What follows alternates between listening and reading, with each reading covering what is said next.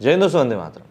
पाकिस्तान के पास अगर हम लोग मुद्दों की बात करें तो भारत को लेकर एक कश्मीर ही उसके पास ऐसा मुद्दा है जिसके ऊपर पाकिस्तान बार बार दुनिया भर के सामने कुछ ना कुछ तरीके से राग अलापता ही रहता है कि भाई कश्मीर में भारत ये कर रहा है, कश्मीर में भारत वो कर रहा है।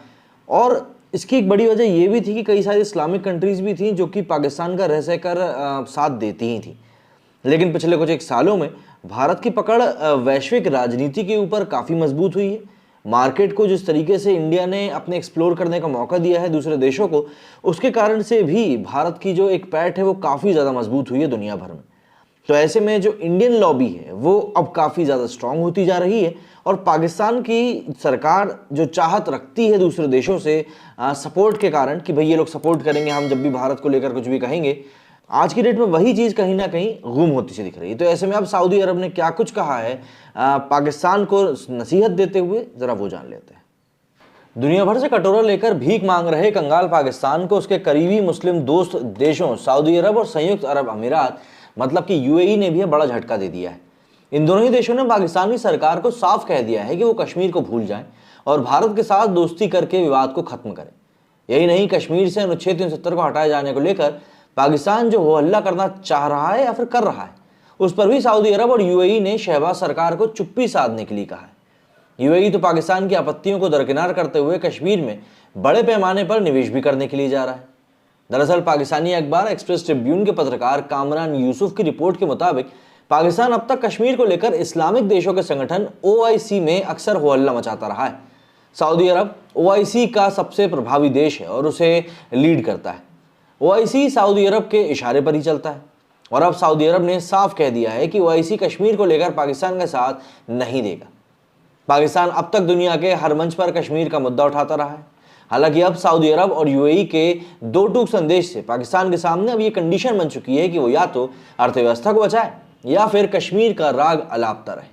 दरअसल सऊदी अरब और यूएई ने यह भी कहा कि पाकिस्तान भारत के साथ शांति का रास्ता अपनाए। इससे पहले ऐसी खबरें भी आई थी कि यूएई ने जनरल बाजवा और इमरान खान के दौर में भारत के साथ बैक चैनल बातचीत का इंतजाम किया था। कहा जाता है कि कश्मीर को लेकर जनरल बाजवा भारत के साथ समझौते को सहमत हो गए थे, लेकिन इमरान खान अचानक से पीछे हट गए।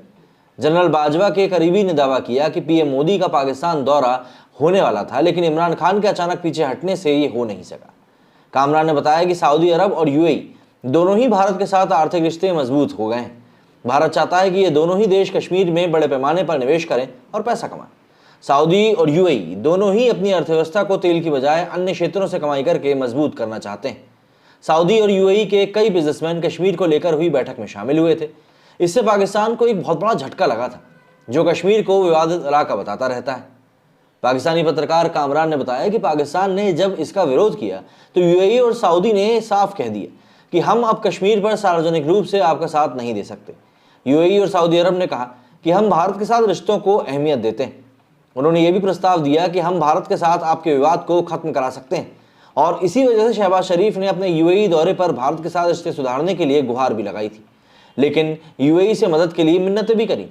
सऊदी और यूएई ने उन्हें कश्मीर को भूलकर अपने घर को सुधारने के लिए कहा है।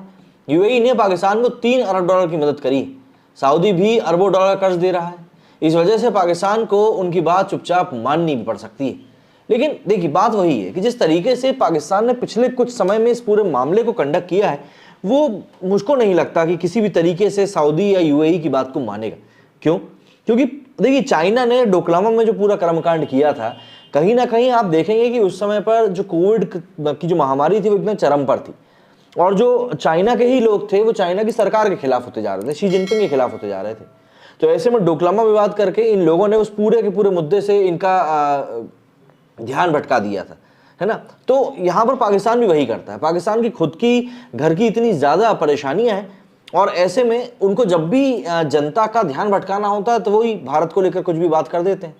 तो ऐसे में यदि वो लोग भारत से मामला सुलझाने की बात करेंगे तो ऐसे कई लोग बैठे हुए हैं पाकिस्तान में जिनको कि ये बात अच्छी नहीं लगेगी और वो बड़े पैमाने पर इन चीज़ों को समझते भी नहीं।